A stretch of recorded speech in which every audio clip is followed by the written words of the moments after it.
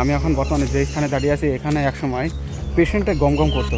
এই সব জায়গা হচ্ছে গাড়ি চলাচলের জন্য করা ছিল, এখন সম্পূর্ণরূপে একদম পরিত্যক্ত রাস্তা। এই যে সব এরিয়া দেখছো, সেই সব এরিয়া হচ্ছে সেই হসপিটালের এরিয়া। প্রতি পদক্ষেপে ভেবেচিন্তে পা ফেলতে হচ্ছে, তার কারণ পুরো এলাকাটাই জঙ্গলি। কত বড় একটা ওয়াটার ট্যাঙ্ক শুধুমাত্র এই হসপিটালের জন্য নির্মাণ করা হয়েছিল।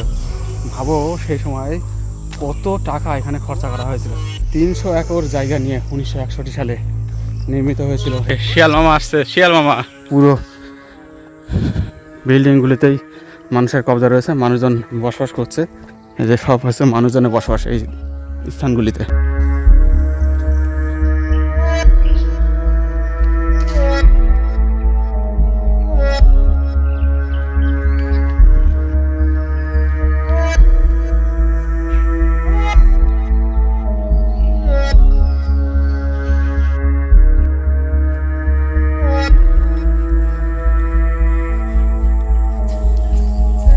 ডক্টর বিধানচন্দ্র রায় চেস্ট স্ক্যান টেরিয়াম, ধুবুলিয়া, নদিয়া। এই হচ্ছে সেই গেট।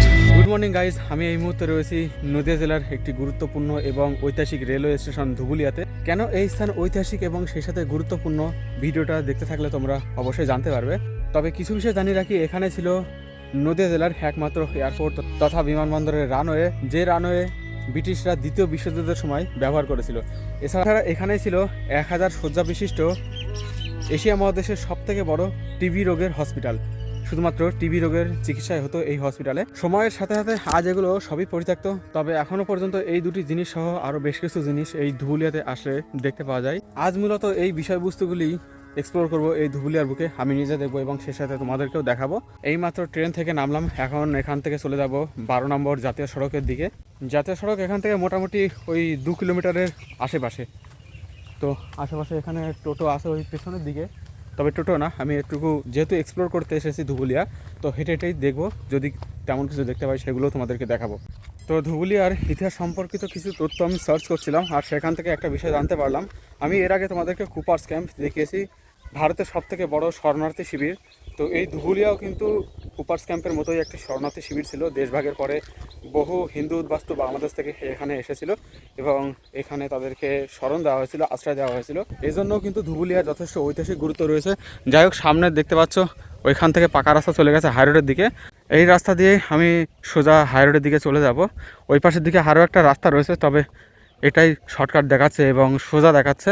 তো স্টেশন থেকে হেঁটে হেঁটে হাইরোডের দিকে ধীরে ধীরে এগিয়ে যাচ্ছি। আর এখানে রাস্তার দুধারে বাড়িঘর এবং একটু জঙ্গল ছাড়া তেমন কিছুই নেই, তবে রাস্তার অবস্থা কিন্তু খুবই খারাপ। শরণার্থী সম্পর্কিত কোনো ইতিহাস হয়তো ধুবুলিয়াতে যে সমস্ত মানুষজনের পূর্বপুরুষেরা শরণার্থী হয়ে এসেছিল তারা হয়তো জানে না। আসলে শরণার্থী সম্পর্কিত কোনো ইতিহাস আমাদেরকে কখনো জানানোই হয়নি, আমাদেরকে শুধু মুঘলদের ইতিহাস পড়ানো হয়েছে। এটা আমাদের না জানার অন্যতম প্রধান কারণ। যদি আমার এই ভিডিওটা চলে যায় তাহলে হয়তো আমার ভিডিওর কমেন্ট বক্সে এই বিষয়ে কমেন্ট আসলেও আসতে পারে। তোমরা এর সত্যতা যাচাইয়ের জন্য অবশ্যই গুগল দেখে নেবে। এছাড়া তোমাদের যদি কোনো পূর্বপুরুষ বা পুরনো আমলের কেউ থেকে থাকে তাদের কাছে এই বিষয়ে জিজ্ঞাসা করে কনফার্ম হতে পারো। আর দেখো, প্রচুর গাছপালা থাকার পরেও আবহাওয়া যেন কেমন একটা ভীষণই গরম লাগছে, আর কপাল শরীর পুরো একদম ঘেমে যাচ্ছে। যাই হোক, হাইরোডের দিকে এগিয়ে যাই। হাঁটতে চলে এসেছি হাইরোডের নিকট, আর তার পাশে এটা হচ্ছে ধুবুলিয়া বাজার। এটাই হচ্ছে ধুবুলিয়া বাজার। আর এখানেই তোমাদের অদ্ভুত এবং মজার একটা জিনিস দেখায়। আজকালকার বানানো রাস্তা না টিকলেও এর পিচ দেওয়া রাস্তাটা শেষ হলে সামনে যে স্থানটি দেখতে পাচ্ছ এটাই কিন্তু সেই রানওয়ে বা বিমানবন্দরের অংশ। এগুলো আজ থেকে প্রায় 100 বছর আগে নির্মাণ হয়েছিল। আজ তার উপর দিয়ে কত রকমের গাড়ি, কত রকমের যানবাহন চলাচল করছে, তারপরে দেখো সমস্ত সেই রানওয়ের চাতাল আজও এখানে একদম টিকে আছে, এইভাবেই একদম অক্ষত অবস্থায় টিকে আছে। বিমানবন্দর এলাকার চাতাল হলেও এটা মূলত রানওয়ে নয়, রানওয়েটা একটু সামনের দিকে রয়েছে, একটু এগিয়ে গিয়ে সেটা তোমাদেরকে দেখাবো। আর পাশেই এই জায়গায় দেখো হাইওয়ে রয়েছে। এখান থেকে হাইওয়েতে ওঠার পরে একটুখানি এগিয়ে গেলেই কিন্তু সামনে সেই ব্রিটিশদের পরিত্যক্ত দ্বিতীয় বিশ্বযুদ্ধের সময় ব্যবহারকৃত রানওয়ে, যেখান থেকে দ্বিতীয় বিশ্বযুদ্ধের বিমান ওঠানামা করতো। আর আমি বর্তমানে সেই স্থানে চলেও এসেছি। এই যে মন্দিরটা রয়েছে, বাড়িঘরগুলো রয়েছে এবং ওই পাশের দিকেও রয়েছে, এটি হচ্ছে মূলত সেই স্থান। আমার ওপাশের দিকেও দেখতে পাচ্ছ, এপাশের দিকেও দেখতে পাচ্ছ। আমি এখন এই মুহূর্তে রয়েছি সেই এয়ারপোর্টের রানওয়ে বা চাতালের উপর দাঁড়িয়ে, যে রানওয়ে বা এয়ারপোর্টের চাতালের উপর দিয়ে ব্রিটিশরা দ্বিতীয় বিশ্বযুদ্ধের সময় বিমান ওঠানো নামানোর কাজ করতেন। সে সময় অবস্থানগতভাবে এবং যুদ্ধের জন্য ব্রিটিশদের কাছে যথেষ্ট গুরুত্বপূর্ণ রানওয়ে ছিল এই ধুবুলিয়া রানওয়ে বা বিমানবন্দরটি। আজ এটা পুরোটাই পরিত্যক্ত এবং সেই সাথে বর্তমানে এটা আর ব্যবহারযোগ্যও নয়।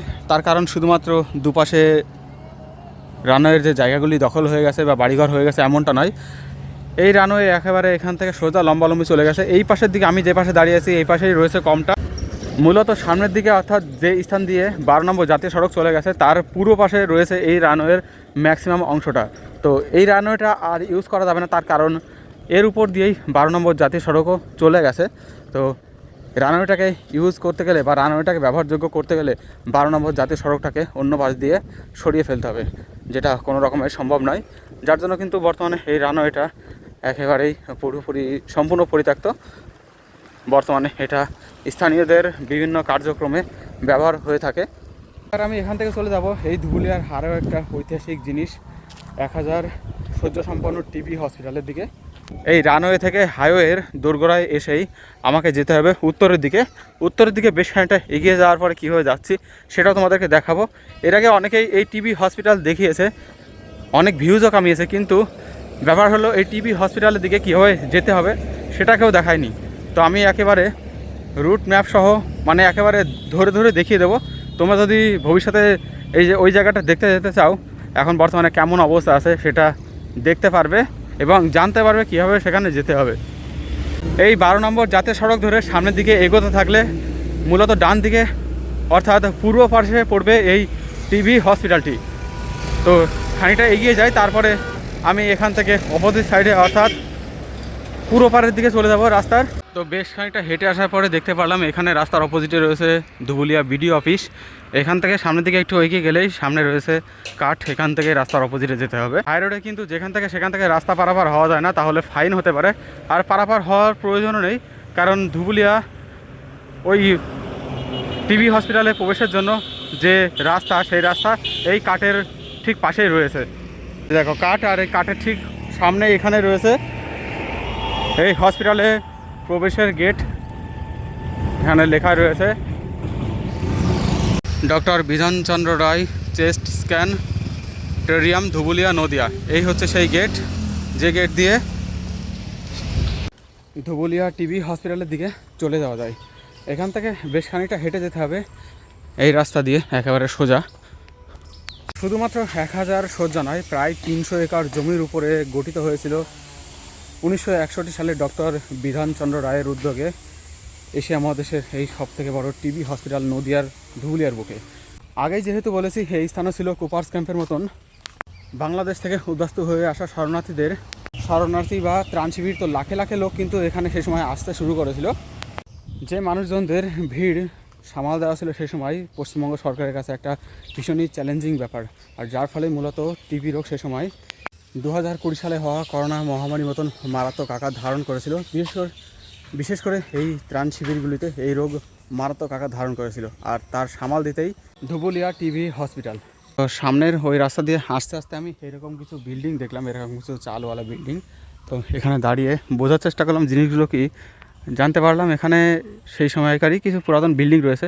সামনে ওখানে একটা স্কুল রয়েছে, এখানে একটা পরিত্যক্ত বিল্ডিংও রয়েছে, কিছু বিল্ডিংয়ের মধ্যে মানুষজন থাকে, এছাড়া এখানে ক্যাম্পও রয়েছে। তো ওখানে গিয়ে আর ভিডিও করলাম না। এখানে রাস্তার কোলে মূলত কিছু ঔষধের দোকান রয়েছে, এগুলো দেখেই আমার সন্দেহ হলো এখানে হয়তো হসপিটালে কিছু অংশ থাকতে পারে, আর সেজন্যই এখানে এসে এটাই আমি দেখতে পারলাম। তো সামনে এখানেও রয়েছে ঘোষ ফার্মেসি, মণ্ডল ফার্মেসি। তো এখান থেকে সামনের দিকে আরও এগিয়ে যেতে হবে, এতটুকু তো বুঝতে পারছি। আরও একটু এগিয়ে এসে এখানে রাস্তা আমার বাঁ দিকে চলে গেছে জনবসতির দিকে, আর সোজা যে রাস্তা চলে গেছে এই রাস্তায় চলে গেছে ওই টিবি হসপিটালের দিকে। তো যাব এখন সোজা। এইরকম একটা পরিবেশের মাঝখান দিয়েই চলে গেছে এই রাস্তা। সম্ভবত খুব বেশি ইউজ হয় না, দেখতে কেমন একটা এই ভর দুপুরবেলাতেও একটা গা ছমছমে পরিবেশের সৃষ্টি করেছে। চারিদিকে শুধু জঙ্গল, ঝিঝি পোকার ডাক। এটাকে যে সেই সময় প্রচুর টাকা খরচা করে নির্মাণ করা হয়েছিল সেটা এর নির্মাণ কার্য দেখলে বুঝতে পারা যাচ্ছে। নিকাশি ব্যবস্থা সহ সমস্ত কিছুই কিন্তু সে সময় এখানে ছিল। আর এই যে প্রায় চলে এসেছি বোধহয় আমার এই ডান সাইডের দিকে। বিল্ডিং তো দেখতে পাচ্ছি। হ্যাঁ, এইখানে এই যে ডক্টর বিধানচন্দ্র রায়ের একটা মূর্তিও রাখা রয়েছে, আবক্ষ মূর্তি। আমার সাধ্যমতো আমি দেশের সেবা করিয়া যাইতেছি। যখন আমি থাকবো না তখনও আমার বিদেহী আত্মা দেশের জন্য চিন্তা করিবে। ভারতরত্ন ডক্টর বিধানচন্দ্র রায় আবক্ষ মূর্তি এখানে একটা রয়েছে। চলো এখন এইখান থেকেই ভেতরের দিকে প্রবেশ করা যাক, কারণ এর ঠিক পেছনেই এই যে অংশগুলো দেখতে পাচ্ছ পুরাতন বিল্ডিং, এই সমস্ত বিল্ডিংই কিন্তু সেই হসপিটালের অংশ বিশেষ, যা আজও এই অবস্থায় রয়েছে ছোট ছোট এরকম বিভিন্ন পার্টে। এখানে প্রবেশ করতেই প্রথমেই দুটো ছেলে আমাকে জিজ্ঞেস করছে, কী দাদা এদিকে? আমি বললাম আমি ঘুরতে এসেছি এখানে। এখানকার দেখো যে বিল্ডিংগুলো সবগুলোতেই মনে হচ্ছে মানুষজন আছে, মানুষজনের বসবাস। একটু অদূরে ওখানে একটা মন্দিরও রয়েছে, শিব মন্দির। আর এই হচ্ছে সেই সমস্ত পরিত্যক্ত বিল্ডিংগুলি। এখন মনে হচ্ছে সম্ভবত এর মধ্যে মানুষজন বসবাস রয়েছে আমি যে জায়গাতে বর্তমানে এসেছি। তো আশেপাশের পরিবেশ দেখলে তোমরা কিছু বুঝতে না পারলেও আমি কিন্তু সম্পূর্ণ দেখতে পাচ্ছি যে পুরো বিল্ডিংগুলিতেই মানুষের কবজা রয়েছে, মানুষজন বসবাস করছে। তোমাদেরকে দেখাতে পাচ্ছি না মানুষজনদের, বাট হ্যাঁ মানুষজন বর্তমানে বসবাস করছে এখানে। আমি খুঁজছি সেই বিল্ডিংগুলো যেগুলো পুরোপুরি পরিত্যক্ত, কেউ বসবাস করে না, সম্পূর্ণ ভেঙে গেছে। বাদ বাকি এই দিকে তো সব মানুষজনের বসবাস রয়েছে। এই রাস্তা পুরো একদম সামনের দিকে চলে গেছে, একটু এগিয়ে যায়।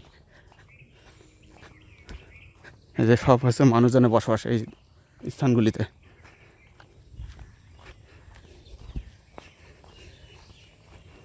দেখতে পাচ্ছ?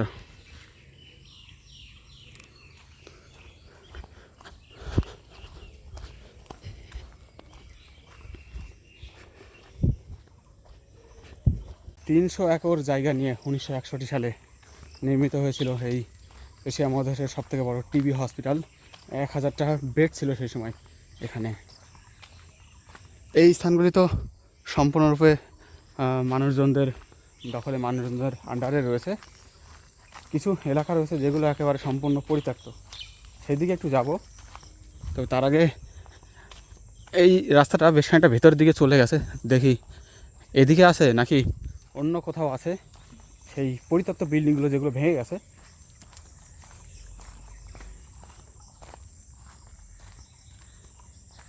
দেখো আমি এখানে কাউকে উত্ত্যক্ত করতে আসিনি, কাউকে বিরক্ত করতে আসিনি, কিছুই করতে আসিনি।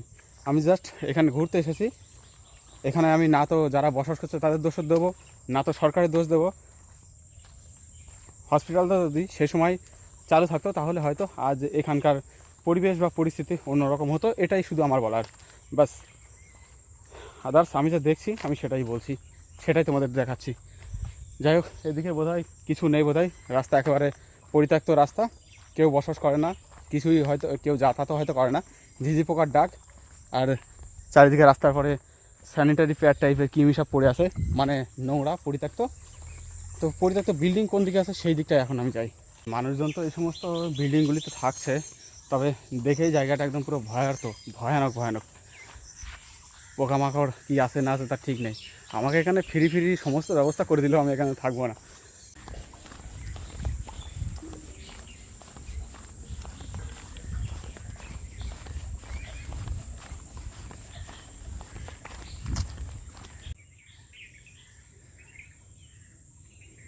জায়গাটা অনেকটাই ঠান্ডা, শান্ত, পাখির কনকদালিযুক্ত, কোনো বাড়তি আওয়াজ নেই।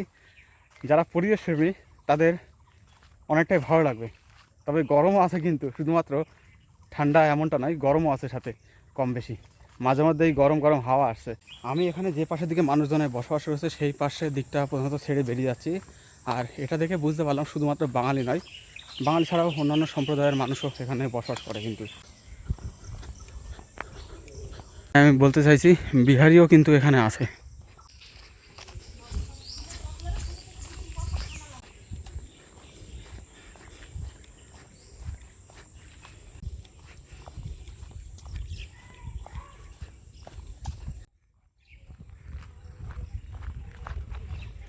আমি এই পাশটার দিক থেকে এলাম। এখানে বর্তমানে মানুষজনের বসবাস রয়েছে। সম্ভবত যখন এখানে হসপিটালের নির্মাণ হয়েছিল তখন এখানে যে সমস্ত ডাক্তারবাবুরা নার্সরা থাকতেন তাদের কোয়ার্টার ছিল। এখন সেখানে স্থানীয় মানুষ হোক বা সাধারণ মানুষ হোক, দূর থেকে আসা মানুষ হোক বা যাদেরকে এখানে কোয়ার্টার দেওয়া হয়েছিল তাদের বংশধরেরা হোক, এখানে তারা কিন্তু বসবাস করছে। তো আমি মূলত সেই স্থানে যাওয়ার চেষ্টা করছি যে বিল্ডিংগুলো এখানে পরিত্যক্ত। আর দেখো কি দেখতে পারলাম এখানে, এই দেখো গুয়ে সাপ। মানে আগেই বলেছি যে খতরনাক জীবজন্তুদের বসবাস স্থান এটা, ওই জায়গা দেখে পালাচ্ছে। এই ভর দুপুরেও যথেষ্ট ভয়ঙ্কর কিন্তু স্থানটা। আরে এই হচ্ছে মূলত সেই হসপিটাল। ওয়া বন্ধ হয়ে গেছে শুনেছি 25 বছর বা তারও অনেক বেশি হয়ে গেছে সময়। তার আগে নাকি এই হসপিটাল বন্ধ হয়ে গেছে। আর এই হসপিটালটিকে কিন্তু স্থানীয় যারা ধুবুলিয়াবাসী তারা কিন্তু আপ্রাণ চেষ্টা চালায় যে এই হসপিটালটা পুনরায় চালু হোক।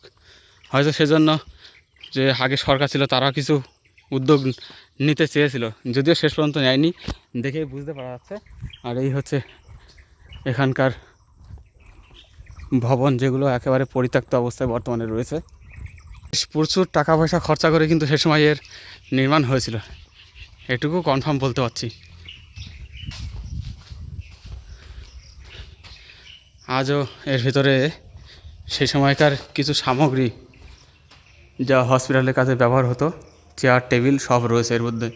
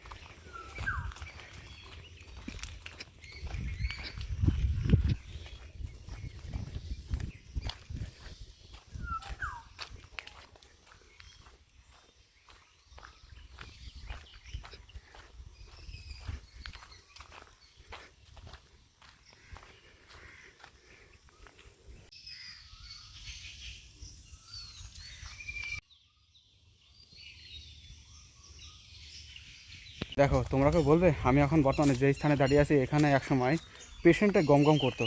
আমার সত্যিই খুব ঠান্ডা এই জায়গাটা, কিন্তু সত্যি কথা বলতে কি প্রচুর ঘাম ছুটছে এই টেনশনে যে শুধুমাত্র পাখির কোনো কাজ দিলে নাই, মাঝে মধ্যে কেমন একটা উদ্ভট আওয়াজ আসছে চারিদিক থেকে, যেটা প্রচণ্ড ভীতিকর। এই সব জায়গা হচ্ছে গাড়ি চলাচলের জন্য করা ছিল, এখন সম্পূর্ণরূপে একদম পরিত্যক্ত রাস্তা, জঞ্জালে ভর্তি হয়ে গেছে। সামনের দিকে যেদিকে তাকাবো শুধু জঙ্গল আর জঙ্গল।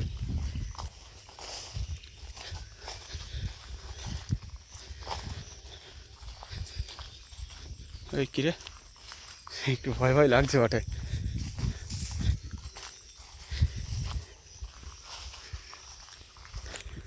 আমি একাকি আছি, একাকি না থাকলে আরও ভিতরে যাওয়ার চেষ্টা করতাম। যতটুকু ভিতরে এসেছি এটা আমার জন্য এনাফ, এর বেশি ভেতরে আমি যেতে পারবো না, একা আমার অত সাহস নেই। বিল্ডিংয়ের ভেতরে যাওয়ার একটু চেষ্টা করে দেখব, এই সমস্ত বিল্ডিংয়ের ভেতরে নয়, যদি ফাঁকা ফাঁকা কোনো বিল্ডিং থাকে সেই সমস্ত বিল্ডিংয়ের ভেতরে। ওদিকে আমার একটা হু হু করে আওয়াজ হচ্ছে।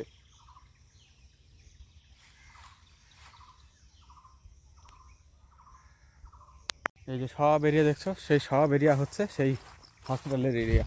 এখানে দেখো একটা গেট করা রয়েছে, গেটটা আজও অক্ষত দেখছি, ঠিক জানি না এটা কোন সময় করা। পরবর্তীতে প্রাক্তন সরকার যে সংস্কারের মানে জন্য প্ল্যান করেছিল তারা করেছে কিনা এই গেটটা আমি জানি না সঠিক, কিন্তু গেটটা এখনও পর্যন্ত সুন্দর রয়েছে, কোনো রকম কোনো ক্ষতি হয়নি। যাই হোক, এখন এখান থেকে একটু বেরিয়ে যাব, বেরিয়ে গিয়ে বিল্ডিংয়ের ভগ্ন প্রায় কিছু দশা তোমাদেরকে দেখানো যায় কিনা সেটা দেখার চেষ্টা করব। প্রতি পদক্ষেপে ভেবেচিন্তে পা ফেলতে হচ্ছে, তার কারণ পুরো এলাকাটাই জঙ্গলি। বর্তমানে তোমরা দেখলেই বুঝতে পারছো। সরকার যদি পদক্ষেপ নেয় তাহলে অবশ্যই এই হসপিটালটিকে আবার পুনরায় চালু করতে পারে। এখন দেখা যাক, সরকার চেঞ্জ হয়েছে, ধাপে ধাপে নানান কাজকর্ম করছে, এটাকেও তারা মাথায় আনে কি না। তোমরা ভিডিওটা বেশি বেশি করে শেয়ার করবে যাতে সরকার এটা মাথায় আনে এবং এই 300 একর জমির উপরে নির্মিত এই বিশাল হসপিটালটি আবার পুনরায় তার প্রাণ ফিরে পায়, এখানে আবার পেশেন্ট আসা শুরু করে এবং এখানে সমস্ত চিকিৎসার কাজকর্ম শুরু হয়।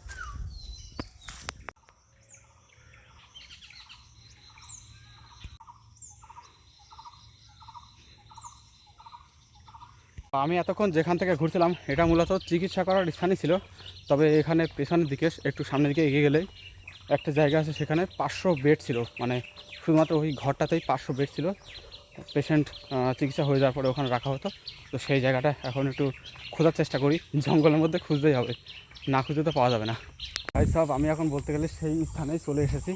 আর দেখো কত বড় একটা ওয়াটার ট্যাঙ্ক শুধুমাত্র এই হসপিটালের জন্য নির্মাণ করা হয়েছিল। ভাবো সেই সময় কত টাকা এখানে খরচা করা হয়েছিল এই হসপিটালটিকে ডেভেলপ করার জন্য। আর আশেপাশে এই যে আমার সামনে সেই সমস্ত বিল্ডিং রয়েছে যেগুলো ভেঙে গেছে, তবে আগে এখানে প্রবেশ করতে পারলেও এখন প্রবেশ করা অনেকটাই কষ্টসাধ্য। ভেতরে প্রবেশ করার কোনো রাস্তাই নেই, অনেকে হয়তো আসে না অনেকদিন, সব একেবারে এরকম জঙ্গল আর নোংরাতে ভর্তি, পুরো ভেতরে প্রবেশ করা সম্ভব হচ্ছে না। এই যে দূর থেকে দেখা যাচ্ছে এই সমস্ত বিল্ডিং।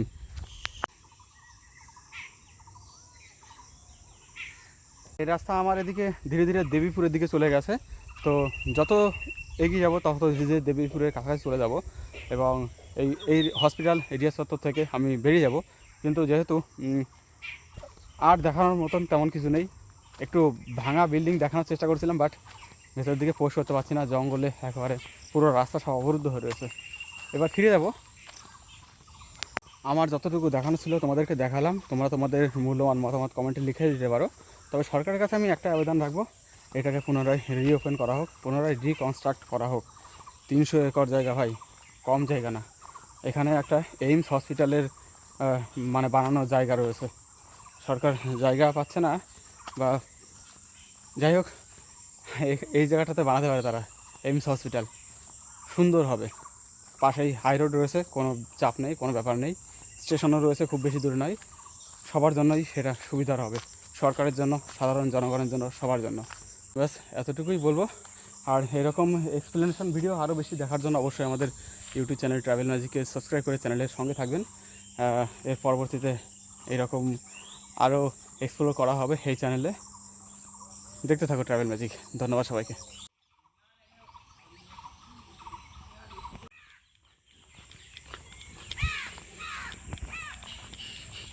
ওই যে শিয়াল মামা আসছে, শিয়াল মামা।